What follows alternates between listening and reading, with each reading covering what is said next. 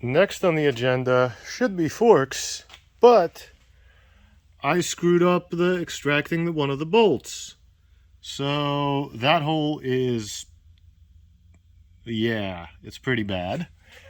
And unfortunately, and this is super weird to me, I don't have a nice left lower.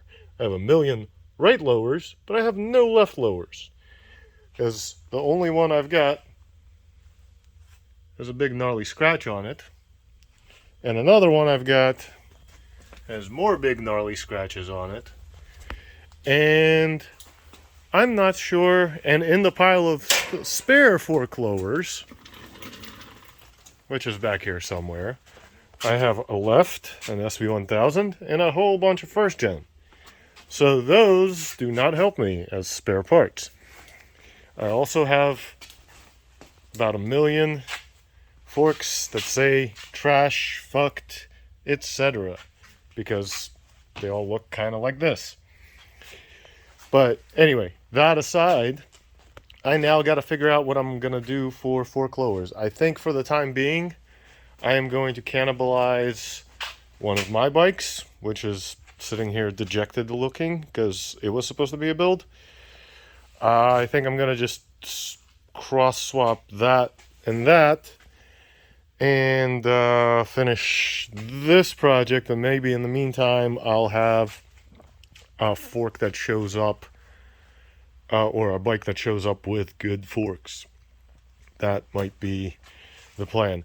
I know this is the worst build video ever because obviously, like, if this were a teaching video, this would be the most useless teaching video in the world because, oh yeah, just go in your parts warehouse and grab parts off one of your other 17 bikes, which is not really an option that's available to anybody. But this is not really a teaching series. This is just me fucking around and hoping to finish this bike. So yeah, I'm also looking for ideas. If somebody has an idea of what I should do about this bike once I'm actually done, and once that is orange and that is orange and it has legs and tire. I love the hand gestures. That's, yeah. What's my actual plan? So I don't actually know, because I can sell it as a really nice bike.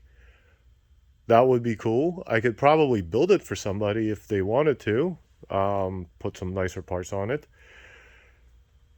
Or I don't actually know. Maybe I can get some parts powder coated or whatever. But like, I'm well past my $1,000 by now. Well, if you count the engine, which I cost myself, and it didn't cost me anything. I bought it from myself. So I don't know. I don't know what I'm doing, but I need to move on and keep plugging away at this bike and actually, make it look more like bike sometime soon. So let's do that. Another victim of my ham-fisted bolt extraction is this subframe, which is really nice, but this hole got blown out. Yeah, I don't know. These bolts are like something in there. These were like really weird bolts. So now I have to decide if this subframe is the one that goes onto the bike. I don't think it is, because the tabs are kind of like, the seat tabs are supposed to be perpendicular. They're kind of swept back. I have a couple more in the back there I have to go through. Once again, maybe the way is to cannibalize one of my race bikes, because at least on this one, it has trimmed helmet hooks. So that's not it. And I know that one, I trimmed the subframe a lot for the parish tail. Well, anyway, hopefully there's one in stock somewhere in the back. Or maybe the answer is get this one cleaned up and straightened. Or maybe the answer is, well, if it were like a random bike, I would just throw that on, run a bigger bolt, and call it a day. But I don't want to do that for a nice bike. So we're gonna do something. I don't have to decide that just yet, but we'll figure it out. How does this even happen? Like, inside the gauge, there is crud. There's a couple of spots.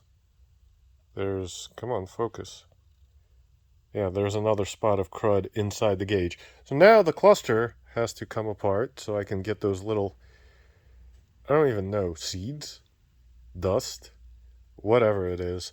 I kind of want it out of there. One thing I'm not going to have to worry about is buying hoses, apparently. Because these are really nice and soft. And this nastiness actually cleans off with a rag and aqueous degreaser. Yes, this is from Blood, not an endorsement. They're not paying me. My friend hooked me up with a bottle, and it's actually working great in cleaning that up. So, you know, hey, Blood, do you want me to use more of your stuff? But no, not really. It's kind of weird asking for handouts anyway. But yeah, so I'm not going to have to buy hoses, which is a couple of bucks saved, because I was thinking that those weren't going to come out at all because they're all pretty nasty and cruddy, but they do kind of come out pretty clean, and I haven't spent too much time rubbing these hose. Yeah, I said that. I also decided on what bar is going on here, and I am going to use a ATV renthal from a Yamaha Raptor. The reason I like the ATV ones is they have really long, like, grip areas. A lot of the dirt bike bars have really short, like, parts right here, where you don't have a lot of room to mount a control, or you end up with a bar that's like 70 feet wide. These, they can be mounted up. They're a little tall, which is good for a naked bike. And yeah, so that's what's going to go on there. I'm not sure if I'm going to keep the renthal pad or not. Maybe I will, just for shiggles, or maybe I'll just get I'll get it blacked out somehow. I don't know, but that's one thing off the list. I don't have to figure out what bars to get anymore. If you're still wondering how filthy this bike was, look at the harness. And that's not even really mostly exposed to the elements. Like, the harness isn't sticking out the side of the bike or anything, but like, just straight up brown. Like, you can kind of tell the difference, like, clean-ish, completely filthy. And even if I just rub my finger on it, over it, it comes off. So this isn't difficult to clean. And the cool thing about going through the entire harness, rubbing it all down, is it will let me check if there's pins that are corroded, or wires that are broken in some places, or anything else that I don't like. It'll also let me kind of go and, I don't know, deal with things like this, where I have no idea what happened to the front headlight, but I do know that their fix, and I use this in quotes, was to just tie some wires together for no particular reason, and not even put heat shrink on it. They put heat shrink on these two, but I guess they ran out of heat shrink, so they just tied it together. No, this is not staying that way.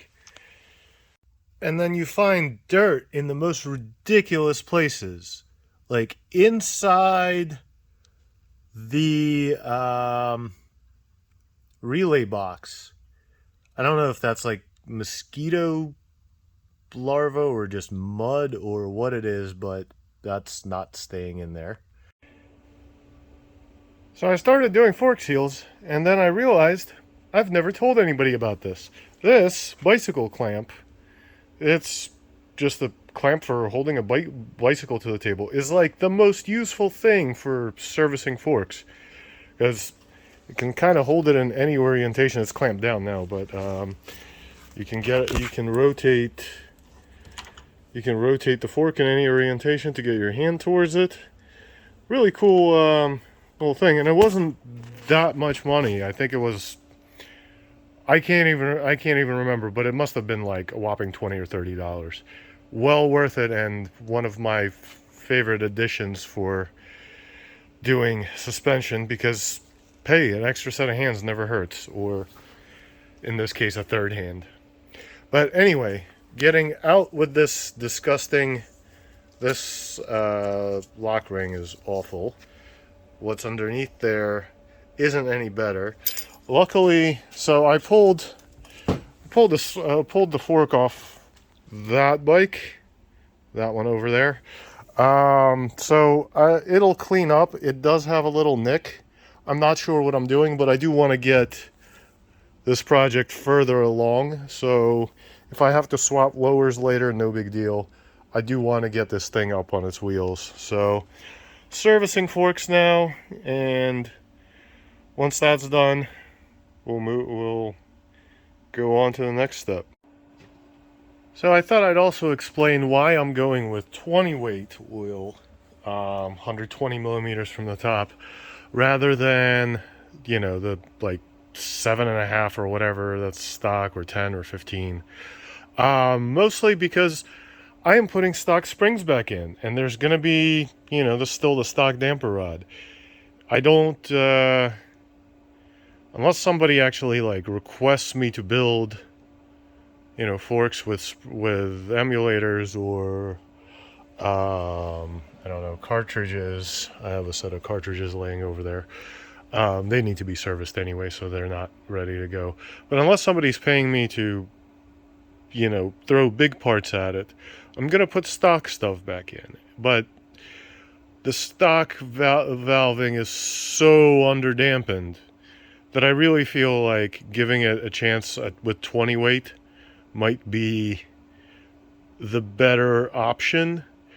That said, if I put it together, and, you know, when I'm ready to test ride it, which is still going to be a few days, weeks, I don't know, I hope it's days, if it feels awful, then I can of course just pull the forks, swap out the fluid. That takes a couple of minutes, not a big deal, and I'm out dollars for fork oil.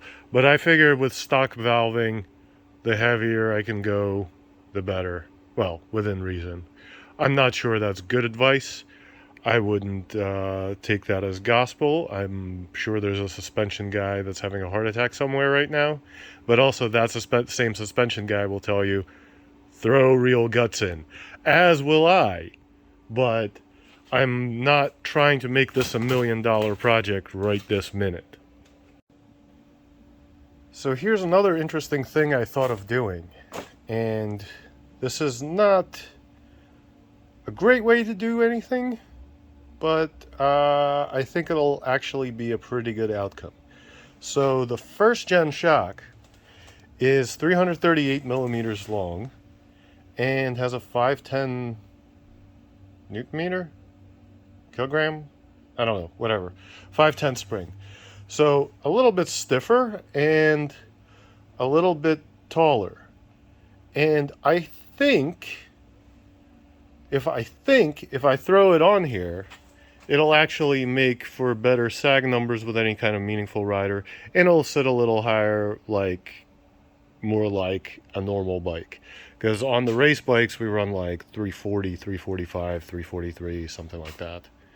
So I think that's what I'm going to do with the shock for now, unless somebody decides they want a Penske or something. But yeah, that's the current plan. And I happen to have a really, really nice first gen shock that's super clean. So I think that's what's going to go on here. But forks are on for now. And well, I still have to set the bearings. I need to set the wheel. I need to set the fork height, but they are in there and they slid in pretty easy. So that tells me that the triples are aligned. Usually if it doesn't want to go back together, that means the triples are screwed up somehow. So obviously I checked them on the table before while I was doing the bearings that they were straight, but yet more confirmation. So that's good news. So a little while ago, I don't know, maybe like a year, 6 months, something like that, we had a question come up about what the best way to do wiring connectors is, whether it's, or connecting wire together, whether it's crimping, whether it's soldering, whether it's something else altogether. And I have a friend who builds wiring harnesses for satellites at NASA. And I figure there would be nobody in the world who I could ask, who would have a better perspective on what works and what doesn't. And what he told me is that soldering is only okay if you are hard mounting both sides of the solder joint so that there's no flex. And crimping is actually the better way if that is not the case. So I am using a ratcheting crimper, and I am fixing this mess the previous owner left me in the headlight with the headlight connector. Come on. Okay.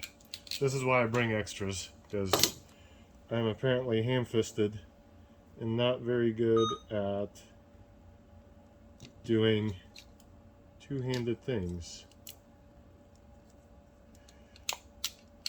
So I am crimping these wires, and this particular...